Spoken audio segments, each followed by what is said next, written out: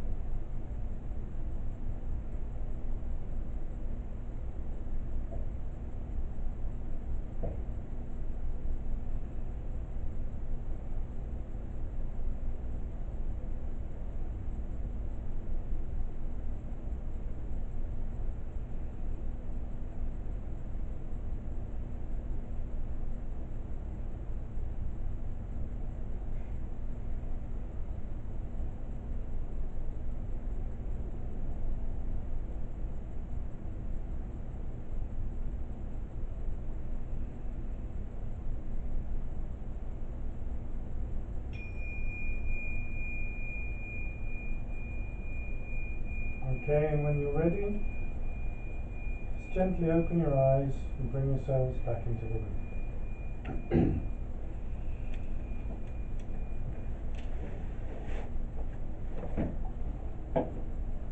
All good? Bit of a luxury, isn't it? 10 minutes sitting still in the middle of a busy day. Okay. Not going to go through these just in the interests of time. We'll go straight onto the technique of goals. Are we ready? Okay. Why are goals important? Focus. Focus. Productive. Productive. What do they give us? Sense of accomplishment. Accomplishment, absolutely. Direction. Direction. Somewhere to go towards. Otherwise, how do we know which way to go? Which is something we might be talking about as we go through this. I think it's very important to recognise that when we have good, clear goals and we understand what we've got to do, we're probably more mindful. They enable sharp focus and awareness because they allow us to actually filter through our distractions. Everything that happens to us, they become a prism that we can pass everything through, all the draws on us where people want our attention and our time. We can pass them through good, clear goals in order to determine whether they're appropriate and whether they serve us and our goals. And when they don't, we can let them go or we can pass them on to somebody else, depending on whether we still think they need to be done. Or we can say to somebody who's set a goal, yes, of course I can do that, but you've also asked me to do this and I can't do both. You haven't given me enough resources. Or you can say, oh, this is really important, this serves that goal, which is nice and clear, I know exactly what it is, I need to identify and engage with this now. So they really help us be more in quadrant 2, be more mindful. Does that make sense? Without them, how do you feel? When you don't have clear goals, when you don't have clear direction, when you don't have anything attached to a sense of accomplishment or the potential for it, when you're not sure what you should be doing, how do you judge what's important? Or do you become confused? Do you possibly start to feel slightly overwhelmed and additionally anxious and maybe stressed? Does that sound? Yeah. So the clarity of our goals is really important. It keeps us away from being mindless and more into being mindful. And who knows the story of Alice in Wonderland? Of course you all do. Are you old enough to know the story of Alice in Wonderland? Not the Johnny Depp and Anne Hathaway movie. Seriously. Alice goes down the rabbit hole and comes out at the base of the tree. From the base of the tree diverge a number of different paths, and on one of the branches sits the Cheshire Cat. Cheshire Cat, which way do I go? Which way are you going? I don't know. Then it doesn't matter. If you don't know where you're going, if you have no direction, you have no purpose, you have no goal, no end in sight, it doesn't matter what you choose, it doesn't matter where you go, no wind is favourable. Or, every wind is. If that's the way you choose to live your life, that's absolutely fine. If you want to be just taken each way the wind blows, it doesn't matter, does it?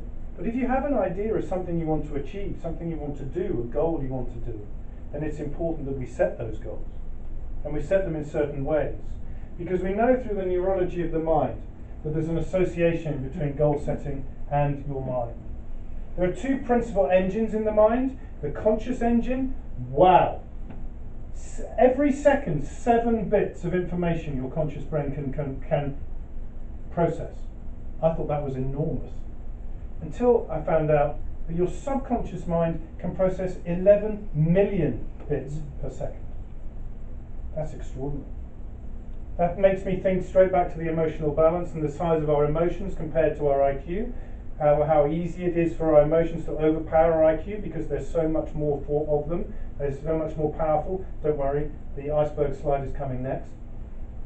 It's the same thing. We've got this huge, powerful subconscious which can sabotage our consciousness if we're not aware of it. Very easily. If we're not speaking to our subconscious in the right language and not setting ourselves up for success, arguably, we're losing all this processing power. It's just doing whatever it wants. What we want to do is lower that water level. In the same way as we want to become aware of our emotions, which are clearly in our subconscious, in order to allow us to manage them and choose when and where they're appropriate and how to use them, we want to use the whole power of the subconscious to help drive forward what our conscious mind wants to do, to help drive forward our goals, what we want to achieve, rather than allowing them to sabotage. And who here has set a New Year's resolution in the excitement, we shall say, of New Year's Eve? I'm going to get fitter this year. And a week later find yourself, no, yeah, maybe I'll just have an extra 10 minutes in bed instead. Sometimes that can be easy. And so maybe that obstacle in the path of your achievement is your subconscious that is so used to having that extra 10 minutes in bed. It needs to be retrained. We need to create those neural pathways. We need to create habits. And we need to create the conditions that enable us to do that. Does that make sense? You with me? Because what we really want to do is align our subconscious mind, not stop it, not say it's bad, but use all that power, all that processing power, to be aligned with our conscious decisions, our conscious thoughts, our conscious ideas, our conscious goals, so that we can actually get to where we want to go to. And it's a 4-step process. First step is just to notice. And we're already learning to do that. We're already starting to notice different things, our emotions, etc., by doing 10 minutes a day. So all we have to do. This can't be taught.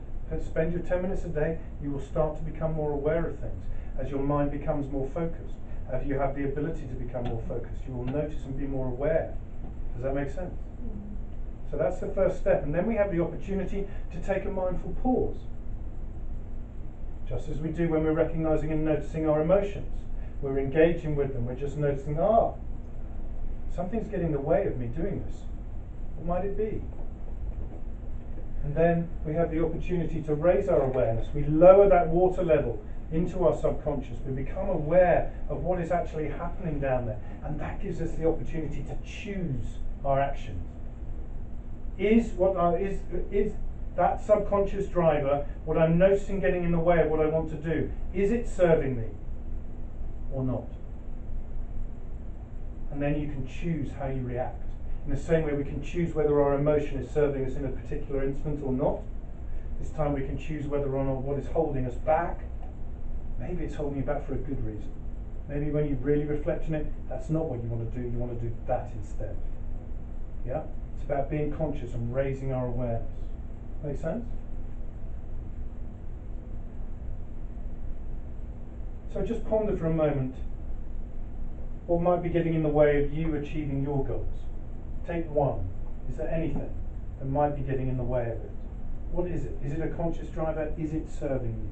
And as we're talking about this, this is all about you working out what are your goals. Are they important? Are they appropriate right now? Are they still serving you? Because we need good, clear goals in order to get ourselves into that quadrant, more into the mindful quadrant. Yeah? And there are two components where we need to learn and understand how to speak more effectively to our subconscious so that we engage it, rather than allow it to engage us. And one of the ways we can do this is be more specific. How many of us set our goals quite grandiosely and broadly? I'm going to be fitter! Well, what does that mean? The subconscious doesn't know what it means. It doesn't understand it. So it can just throw things in the way of it. Actually, it's more important for you to get some sleep. You're tired. Actually, it's more important for you to go to work because you're pushing for that promotion. Spend that extra half an hour at work instead. Coming up from the subconscious, even when we've consciously made a decision to do something. Make sense? Be specific. If we want to be fitter, it's not enough to say be fitter.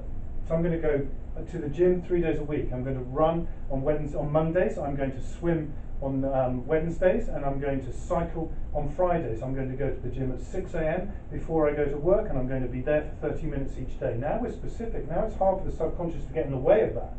And it's easier for it to support it. Be really specific with your goals. They will help you achieve them. And the brain wants to move towards positivity. It loves being positive. I watched a TEDx talk yesterday, which was really inspiring, about happiness. and how the brain moves towards positivity. And when we frame everything, things that we want to do in a positive manner, and I do not believe that we should be positive in everything. I do believe that we should allow what happens to happen. But if we want to achieve something, then framing it positively is going to tap into the way our brain wants to work for you. So it's not, I don't like being this weight. It's not, oh, I'm so unfit and lazy. I don't want to be unfit and lazy anymore. It's I want to be fitter because I'm going to be healthier. Framing our goals in a positive way will help you achieve them. Does that make sense? Okay, I'm going to invite you now to take a moment and do a visualization with me. You can keep your eyes open or closed, and whatever is most comfortable to you. You can engage with it as much or as little as you wish. But just imagine for a moment you're at your last day of work. Ever? Ever! Yeah! Amy's like, I can get around that. Funny old thing. Bring it on. Yeah! So just imagine that's where you are. You're at your last day of work. You've had a successful, happy career. You've had a great life. You know, your life is a long way from over. But at this party for you are all the people you've worked with, who you love working with, and who love you, and who you've influenced, and who you've helped, and who you've made a difference for. All your favourite people in the world, your favourite people from work, your favourite friends, your family, and they all love you, and they're all there to celebrate your life. And there's champagne, or whatever it is your favourite drink. There's cake, or celery, whatever it is that's your favourite food. There's everything that you want there. And they're all going to make a speech, and they're all going to stand up and talk about you and your qualities, your achievements at work, what you did, how you made people feel, and your achievements and your qualities as a person, like your attributes, your characteristics, who you were, how you showed up. Just take a moment and see what it is you'd actually like them to be saying.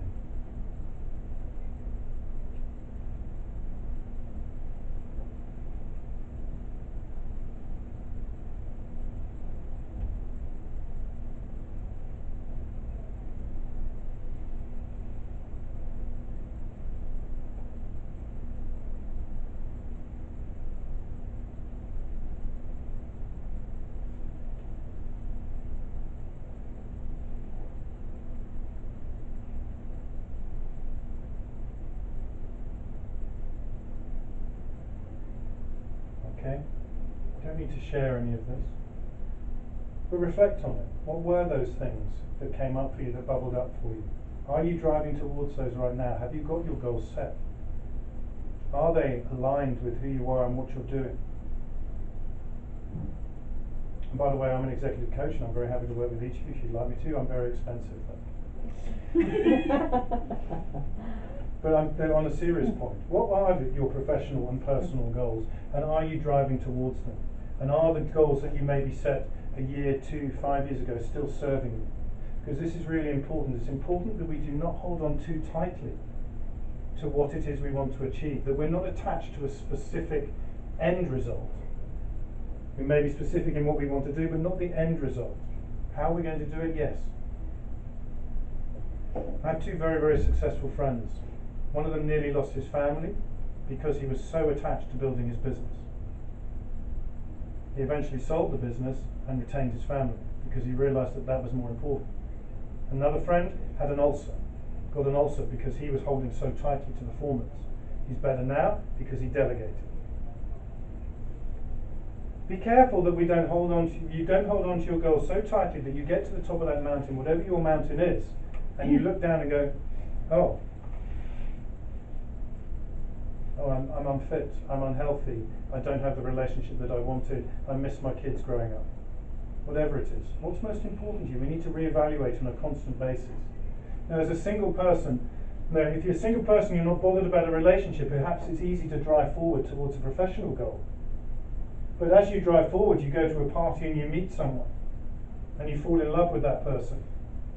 And then a couple of months later, you realise that this is real and this is going to be something. And do you have to readjust your priorities then?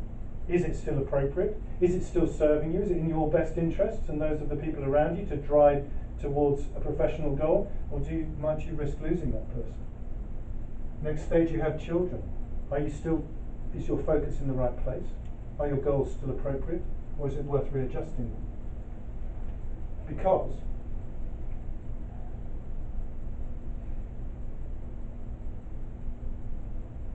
it's about awareness.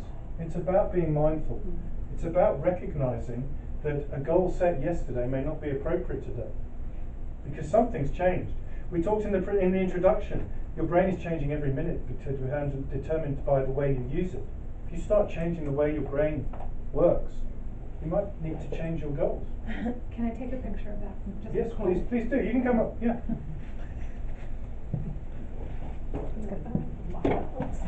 Be aware. No one's judging. I can't define it for you. This is entirely up to you.